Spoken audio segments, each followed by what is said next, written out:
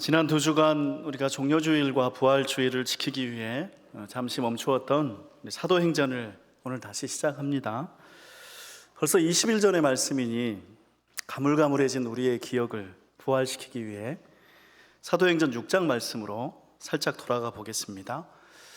그때 우리는 예루살렘에 처음 생겨난 교회가 내부적으로 어려움을 겪었다는 이야기를 들었습니다.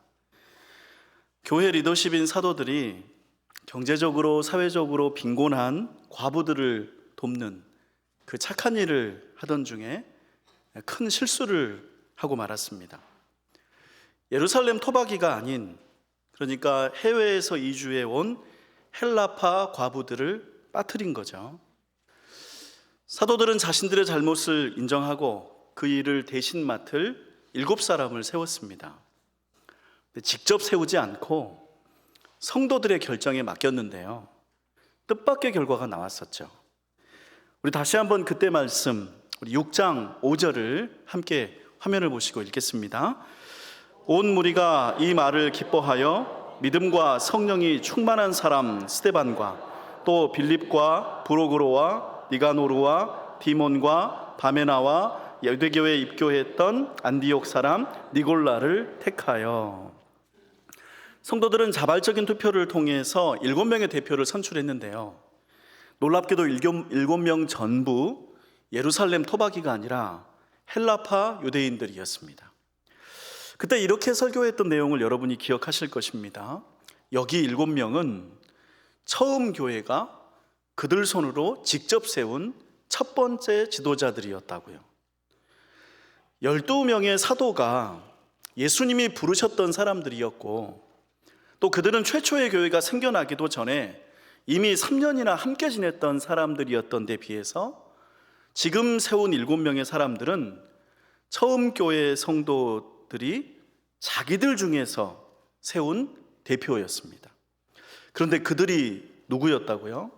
헬라파 유대인들이었습니다. 예루살렘에 세워진 교회인데 예루살렘에서 나고 자란 정통 유대인들이 아니었다는 거죠. 이 사실이 담고 있는 중요한 의미가 있습니다. 조금 여러분이 알기 쉽게 우리나라 이야기를 해보겠습니다. 우리나라는 지난 세월 이 지역 감정이라는 심각한 갈등을 겪었죠. 그 원인인지 결과인지 단언하기는 어렵지만, 그래서 지역 감정하고 대통령의 출신은 밀접한 연관성을 보였습니다. 경상도에 기반한 대통령들은 동쪽 지역에 더 많은 혜택을 주었고, 전라도에 기반한 대통령들은 서쪽 지역에 더 많은 혜택을 주었었죠. 이번 주에 선거가 있으니까 제가 더 이야기는 안 하겠습니다. 예루살렘 교회의 지도자들 7사람이 헬라파 유대인이라는 사실, 그리고 헬라파 유대인이라는 그 용어가 드러내고 있는 반대편의 개념, 히브리파 유대인이 있다는 사실을 우리가 주목해야 오늘 말씀을 바르게 알 수 있습니다. 세상에 처음으로 생겨난 교회는 예루살렘에 세워졌다고 했잖아요. 근데 그곳은 그야말로 정통 유대인들, 그러니까 히브리파 유대인들의 도시입니다. 그리고 예수님이 직접 부르셨던 제자들, 12사도들도 역시 히브리파 유대인들이었죠. 그런데 그 교회가 자기들 손으로 직접 선출한 7명의 지도자들은 히브리파 유대인들이 아니라 헬라파 유대인이었던 것입니다. 그러면 우리는 쉽게 유추할 수 있죠. 예루살렘 교회 성도들은 정통파 유대인들이 많았을까요? 해외에서 살다가 다시 돌아온 헬라파 유대인들이 많았을까요? 그렇죠. 헬라파 유대인들이 많았을 것입니다. 그리고 더 중요한 사실이 이제 드러납니다. 지금까지는 히브리파 유대인인 12사도들이 교회를 이끌었습니다. 물론 앞으로도 그들의 영향력은 상당하겠지만, 이제 새로운 리더십이 선출이 됐는데 그 사람들이 헬라파라고 했어요. 그렇다면 이제부터 예루살렘 교회의 색깔과 방향성은 이전과는 달라지겠죠. 마치 우리나라 역사에서 동쪽 지역에 기반한 대통령이 퇴임하고 서쪽 지역에 기반한 대통령이 취임하면 이전 정부와는 다른 정책을 펼쳤던 것과 비슷한 양상일 겁니다. 이 차이를 알고서 사도행전을 읽으면 우리는 하나님께서 우리에게 하시는 말씀을 더 선명하게 들을 수 있습니다. 그리고 이런 이해가 없으면 오늘 말씀이 단지 어떤 신앙 깊은 사람이 복음을 증거하다가 돌에 맞아 죽었다는 순교 미담으로 그치고 말 것입니다. 물론 그것도 100% 사실이고요. 은혜로운 장면입니다. 그러나 성경은요, 어느 한 사람의 영웅담을 들려주려고 쓰여지지 않았습니다. 그러니까 사도행전은 스데반이라는 사람의 놀라운 신앙을 추앙하기 위해서 이 장면을 기록했다기보다는 더 깊고 더 큰 의미를 전달하려고 하는 거죠. 자, 오늘 말씀의 주인공 스데반은 새로 선출된 7명의 대표 중 한 사람이었습니다. 믿음과 성령이 충만했던 그분은 본래 맡겨진 이웃 사랑의 선한 일, 곧 과부를 구제하는 일과 함께 소위 자유민들의 회당이라는 모임에 가서 복음을 전하기도 했습니다. 이 자유민들의 회당은 스데반처럼 해외에서 돌아온 헬라파 유대인들의 예배 장소였죠. 거기서 열띤 논쟁이 일어났는데 우리가 앞에서 계속 보았던 베드로가 그랬던 것처럼 이 스데반도 곤경에 처합니다. 베드로처럼 고발을 당하고요, 공회 재판에 그도 끌려가죠. 오늘 말씀 7장 1절에서 이렇게 신문을 받습니다. 대제사장이 이르되 이것이 사실이냐. 그러니까 스데반이 회당에서 말한 복음이 사실인지 아닌지 직접 변론하라는 것입니다. 그래서 스데반은 7장 2절에서 53절에 이르는 이 성경 전체에서 가장 긴 연설을 합니다. 오늘 우리가 그 일부만 봉독을 했는데요, 전체적으로 긴 내용이니까 한번 간략하게 구분을 지어 보겠습니다. 스데반은 그 긴 연설에서 세 가지를 말합니다. 첫째는 아브라함과 요셉과 모세라는 이스라엘 건국 3인방의 역사를 간추립니다. 그게 2절에서 43절까지 내용이고요. 두 번째로 하나님을 예배하는 장소인 성전에 관해서 말합니다. 그게 44절에서 50절까지 내용입니다. 그리고 세 번째로 자기의 긴 변론의 결론을 얘기합니다. 그게 53절까지죠. 자, 이 내용을 통해서 스데반은 무엇을 의도했을까요? 만약에 스데반이 아브라함부터 이야기를 쭉 풀어갔으니까 누구나 알고 있는 이스라엘 역사를 말했다면 성경은 그것을 여기서 이렇게 길고 지루하게 반복하지 않았겠죠. 그리고 이게 단지 유대인의 역사 요약이라면 우리가 결과적으로 아는 바와 같이 스데반이 돌에 맞아 죽지도 않았을 것입니다. 길게 말했다는 이유로 돌에 맞았다면 우리나라 설교자들 중에 지금 살아있는 분이 거의 없을 것입니다. 그럼 스데반은 여기서 무슨 이야기를 했길래 죽임을 당했을까요? 저와 함께 몇 구절을 우리가 한번 살펴보겠습니다. 먼저 2절 중간 부분에 우리 조상 아브라함이 하란에 있기 전 메소포타미아에 있을 때에 라고 하고요, 9절을 보면 여러 조상이 요셉을 시기하여 애굽에 팔았더니 라고 하고요, 22절을 보면 모세가 애굽 사람의 모든 지혜를 배웠다고 하고요, 25절 끝에 보면 그들이 깨닫지 못하였더라 합니다. 또 28절과 29절을 보면 네가 어제는 애굽 사람을 죽임과 같이 또 나를 죽이려 하느냐 하니 모세가 이 말 때문에 도주하여 라고 하고요, 35절을 보면 그들의 말이 누가 너를 관리와 재판장으로 세웠느냐 하며 거절하던 그 모세를 이라고 하고, 39절을 보면 우리 조상들이 모세에게 복종하지 아니하고자 하여 거절하며 이렇게 얘기합니다. 스데반은 지난 역사를 간추리면서 두 가지를 강조합니다.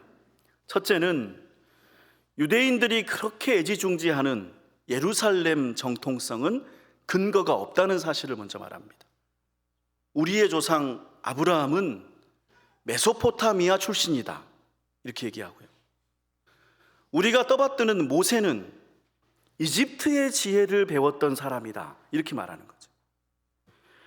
둘째로 우리 유대인들은 끊임없이 배신하고 거절하는 민족이라고 말합니다. 요셉을 시기에서 팔아버렸고, 모세를 이집트에서 쫓아냈고, 광야에서도 모세를 거절했다고요. 여러분, 이 얘기 우리가 그냥 제3자의 입장에서 들으면 그러려니 유대인들이 그랬나 보다라고 하겠지만, 여러분이 만약 그 자리에서 정통 유대인의 입장에서 이 스데반의 말을 들으면 여러분 기분이 어떨까요? 다음으로 스데반은 유대인의 자랑이자 긍지인 예루살렘 성전에 관해서 말합니다. 47절과 48절 제가 읽습니다. 솔로몬이 그를 위하여 집을 지었느니라. 그러나 지극히 높으신 이는 손으로 지은 곳에 계시지 아니하나니. 스데반은 과감하고 도전적으로 말합니다. 여기 예루살렘 성전에는 하나님이 계시지 않는다고요. 역시나 이 말을 듣고 있는 유대인들의 기분이 어땠을까요? 마지막으로 스데반은 결정타를 날리는데, 그분의 말의 결론 부인 51절에서 53절 우리 함께 읽습니다. 목이 곧고 마음과 귀에 할례를 받지 못한 사람들아, 너희도 너희 조상과 같이 항상 성령을 거스르는도다. 너희 조상들이 선지자들 중에 누구를 박해하지 아니하였느냐? 의인이 오시리라 예고한 자들을 그들이 죽였고, 이제 너희는 그 의인을 잡아준 자요 살인한 자가 되나니 너희는 천사가 전한 율법을 받고도 지키지 아니하였도다 하니라. 이것이 스데반의 결론인데요, 가장 눈에 띄는 표현은 이것입니다. 너희요, 너희. 스데반도 헬라파이긴 하지만은 유대인입니다. 그 지금까지 스데반은 유대인의 역사를 말했습니다. 그런데 결론에서 뭐라고 합니까? 너희 조상이라고 말합니다. 너희도 항상 성령을 거스린다고 말합니다. 그리고 너희가 살인한 자라고 합니다. 이것은 앞서 베드로가 했던 설교와는 매우 다른 겁니다.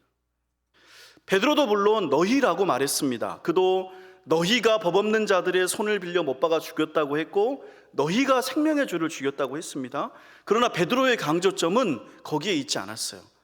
베드로는 그 다음 말을 꼭 덧붙였는데, 너희가 알지 못하여서 그리하였으니 회개하여 죄사함을 받고 성령을 선물로 받으라고 했습니다. 너희가 구원을 받으라고 했습니다. 베드로는 언제나 회개와 구원을 함께 말했습니다. 그러나 여기 스데반은 어떻습니까? 그는 이렇게 변론을 끝냅니다. 너희는 살인한 자다. 그 결과 스데반은 모욕감과 분노에 휩싸인 군중들에게 돌에 맞아 죽습니다. 우발적인 살인이 일어난 거죠. 당시 이스라엘은 로마의 식민지였기 때문에 자체적으로 사형을 집행할 수 없었습니다. 비록 여기가 법정이었지만 그랬던 거죠. 그래서 제사장들이 예수님을 그렇게도 죽이고 싶었지만 직접 죽이지 못하고 예수님을 로마 재판에 넘길 수밖에 없었고, 로마 형벌인 십자가형으로 예수님이 죽지 않으셨나요? 이스라엘 법정은 유대인이 아무리 큰 범죄를 저질러도요 39대에 매질을 하는 것이 가장 심한 처벌이었습니다. 만약 누군가 직접 돌을 던져서 사람을 죽인다면 돌을 던진 사람 역시 로마 당국에 붙잡혀서 그에 합당한 처벌을 받아야 했습니다. 그래서 우리는 요한복음서 8장에 나오는 간음한 여인에게 돌을 던지려는 장면이 바리새인들이 벌인 쇼라는 사실을 잘 알고 있죠. 법이 이와 같은데 스데반은 돌에 맞아 죽습니다. 그 현장에 있던 유대인들의 분노와 수치심이 얼마나 극에 달했는지를 적나라하게 보여주는 장면이죠. 칼이나 총을 들고 서로 대치했던 위험한 상황도 아니었는데요, 단지 재판정에서 자기 변론을 하는 스데반을 향해 주변 사람들의 미움이 불같이 일어나서 그의 생명을 빼앗기까지 한 것입니다. 8장 1절을 보면 그때 그 자리에 있었던 한 사람에 대해서 이렇게 말합니다. 사울은 그가 죽임당함을 마땅히 여기니라. 그러니까 스데반이 죽어 마땅하다고 사울뿐만 아니라 그 현장에 있었던 모든 사람들이 그렇게 느꼈던 거죠. 우리는 여기에서 질문을 품게 됩니다. 스데반은 도대체 왜 그랬을까요? 왜 그는 베드로와 12사도들이 지금까지 넘지 않았던 선을 여기서 단숨에 넘어가 버릴까요? 물론 스데반이 한 말은 사실이라면 사실이고요, 그 또한 복음을 전하려고 했겠지만, 그와 함께 분명한 사실은 스데반이 굉장히 자극적인 발언을 했다는 것과, 또 베드로가 그동안 보여주었던 그들이 비록 잘못했지만 여전히 돌아올 수 있다는 유대인들을 향한 일말의 여지도 스데반은 주지 않았다는 사실을 우리는 알 수 있죠. 그는 왜 이렇게까지 말해야 했을까요? 그것은 1차적으로 스데반이 헬라파 유대인이기 때문에 그렇습니다. 그는 12사도들과 달랐습니다. 12사도들은 어떻게 해서든지 정통 유대인들과 화합하려고 했습니다. 자기들 자신이 히브리파 유대인이었고요. 그래서 몇 번을 재판정에 끌려가고 정당한 사유 없이 감옥에 갇히고 듣지 않아도 되는 협박과 모욕을 당하더라도 베드로를 비롯한 12사도들은 히브리파 유대인들을 중심으로 교회를 끌고 가고 싶었습니다. 그들은 예루살렘에 남고 싶었으니까요. 신앙적으로 유서 깊은 도시, 수백 년이 넘도록 성전이 세워져 있는 그 예루살렘을 12사도들은 떠나고 싶지 않았던 것입니다. 그러나 스데반은 달랐습니다. 그는 히브리파 유대인이 아니었거든요. 점차 반복되면서 강해져가는 제사장 그룹의 압박과 예루살렘 시민들의 반감을 스데반은 무겁게 느꼈을 것입니다. 사도행전이 처음 교회 성도의 숫자가 수천 명이라 이렇게 기록을 해서 우리가 얼핏 보기에 와, 큰 교회구나, 우리 교회보다 10배나 더 크구나, 그런 생각하기 쉽지만요, 현실은 예루살렘 상주 인구 20만 명 중에 단지 몇 퍼센트에 지나지 않는 아주 소수의 교회에 불과했고, 사도행전 5장에서 가말리엘이 지적했듯이 그 숫자조차도 단지 일시적인 현상이라고, 저러다가 저절로 사라지겠거니 하고 많은 사람들이 생각했던 것이 그 당시 교회의 현실이었습니다. 그런 현실에서 스데반은 냉철한 결단을 내린 것입니다. 어떤 결단입니까? 교회가 예루살렘을 떠나게 하기로 한 것입니다. 그렇게 자극적인 발언들을 쏟아내면서 스데반은 자기 자신이 얼마나 큰 위험에 빠지게 될지 몰랐을 리가 없습니다. 죽을 수도 있다는 사실을 다른 누구보다도 스데반이 가장 잘 알았을 것입니다. 그냥 겁도 없이 순간적인 정의감에 휩싸여서 아무렇게나 독한 말을 내뱉을 그런 스데반이 아니었거든요. 성경은 그에 대해서 뭐라고 묘사합니까? 믿음과 성령이 충만하고 은혜와 권능이 충만하고 지혜를 당할 수 없는 사람이라고 묘사합니다. 그런 그가 일시적인 기분에 못 이겨서 죽음을 자초하는 위험한 발언들을 쏟아낸 것이 아니었던 것입니다. 55절에서 우리는 다소 어울리지 않는 구절을 대합니다. 우리 55절 함께 읽습니다. 스데반이 성령 충만하여 하늘을 우러러 주목하여 하나님의 영광과 및 예수께서 하나님 우편에 서신 것을 보고. 지금까지 스데반은 소위 나쁜 말들을 했죠. 지적하는 말들을 했습니다. 너희는 시기하고, 너희는 깨닫지 못하고, 너희는 거절하고, 너희는 우상 숭배하기를 좋아하고, 너희는 항상 성령을 거스르고, 너희는 살인자라고 했습니다. 여러분, 그런 말들을 할 때 그 사람의 표정이 어떻습니까? 무섭죠. 차돌처럼 차갑고 단단할 것입니다. 그런데 성경은 스데반에게 성령이 충만했다고 말합니다. 심지어 그가 하나님과 예수님을 보았다고 합니다. 스데반의 마음이 적대감과 지적질로 가득했다면 성경은 결코 이렇게 기록하지 않았겠죠. 스데반은 지금 성령이 이끄시는 대로 말한 것입니다. 성령이 이끄시는 대로 그는 자기 자신을 죽음의 구덩이로 내던지고 있는 거죠. 무엇을 위해서요? 교회가 예루살렘을 떠나게 하기 위해서요. 우리 8장 1절 말씀 함께 읽습니다. 사울은 그가 죽임당함을 마땅히 여기더라. 그날에 예루살렘에 있는 교회에 큰 박해가 있어 사도 외에는 다 유대와 사마리아 모든 땅으로 흩어지니라. 1절에서 사도 외에는 이라고 밝히는 바와 같이 사도들은 예루살렘을 떠나지 않습니다. 그들이 그렇게 예루살렘에 안주하려고 했을 때, 오래된 관습과 옛 정에 이끌려 머뭇거리고 있을 때, 스데반은 예수님이 하셨던 말씀을 생각했을 것입니다. 사도행전 1장 8절에서요. 오직 성령이 너희에게 임하시면 너희가 권능을 받고 예루살렘과 온 유대와 사마리아와 땅끝까지 이르러 내 증인이 되리라 하시니라. 정통 히브리파 유대인이 아니었고 헬라파 유대인이었던 스데반은 예루살렘에 계속 머물러 있으려고 하는 교회를 예수님이 말씀하셨던 다음 단계, 곧 온 유대와 사마리아에 이르게 하기 위해 자기 자신의 생명을 던졌던 것입니다. 그의 순교로 말미암아 복음은 비로소 예루살렘을 벗어나 다른 지역들로 퍼져나가기 시작했죠.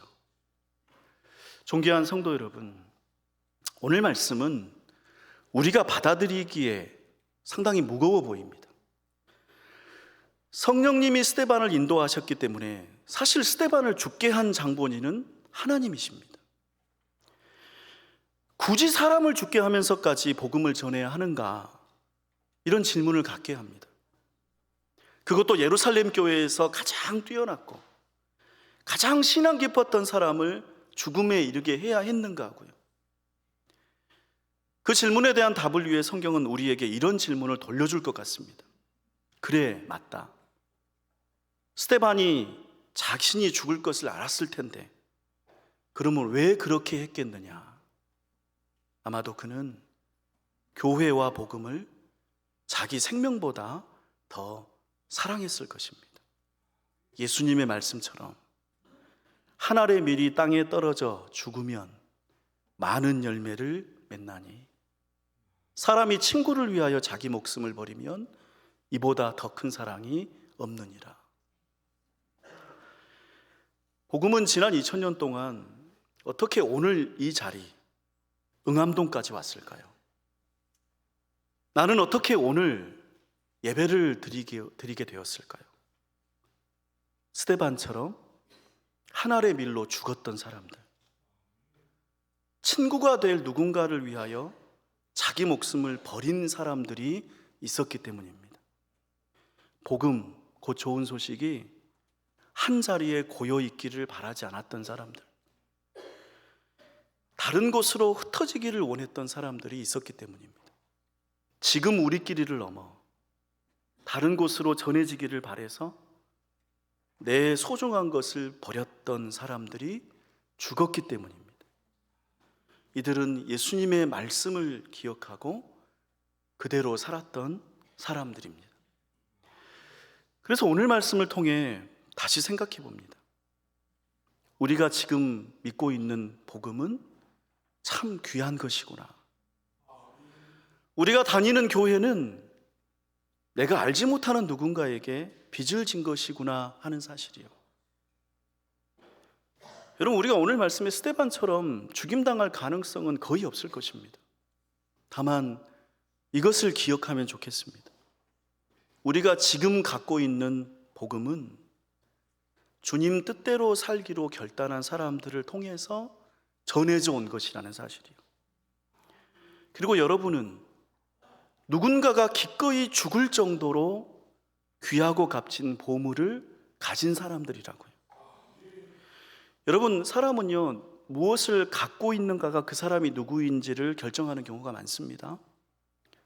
돈을 가지면 부자고요, 높은 지위를 가지면 권력자고요, 재능을 가지면 천재죠. 그 중에 여러분은 복음을 가진 사람들입니다. 그런데요, 돈을 가진 부자는 자기 목숨보다 돈을 더 귀하게 여기지는 않습니다. 사람들은 권력을 좋아하고 재능을 원해서 그것을 얻으려고 굽신거리겠지만 만약 그것을 얻기 위해 죽어야 한다고 말하면 다 뒤돌아서 떠날 것입니다. 그런데 복음을 위해서는 스데반을 비롯한 많은 사람들이 기꺼이 죽었습니다. 그러니 복음은 가장 귀한 것이죠. 우리는 돈을 위해서도, 며칠 후에 결정될 국회 권력을 위해서도, 또 어떤 귀하다고 생각하는 것을 위해서도 내 목숨까지 바치지는 않습니다. 그러나 복음을 위해서 자기 생명을 아까워하지 않았던 많은 사람들을 거쳐서 지금 여러분에게, 지금 우리에게 복음이 주어져 있는 거죠. 그러니 존귀한 성도 여러분, 그런 귀한 복음을 여러분이 가지고 있으시니 당당하고 가치 있게 살아가시기를 축복합니다. 우리가 가진 것은 아무것도 아닌 허울뿐인 습관도 아니고, 우리가 갖고 있는 것은 그냥 세상에 떠돌아다니는 소문도 아니고, 지난 2000년간 스데반을 비롯해 수많은 사람들이 기꺼이 자기 목숨을 내놓았던 가장 귀한 것이고, 그 귀한 것이 우리 안에 있으므로 우리 또한 하나님 보시기에 세상에서 가장 귀한 이들인 줄로 믿습니다. 이 믿음이, 이 부활 생명이, 이 복음이 여러분에게 있으니 귀하게 살아가시기를 축복합니다. 우리 이 말씀을 내 마음에 품고 성령님과 함께 거두는 기도를 드립니다.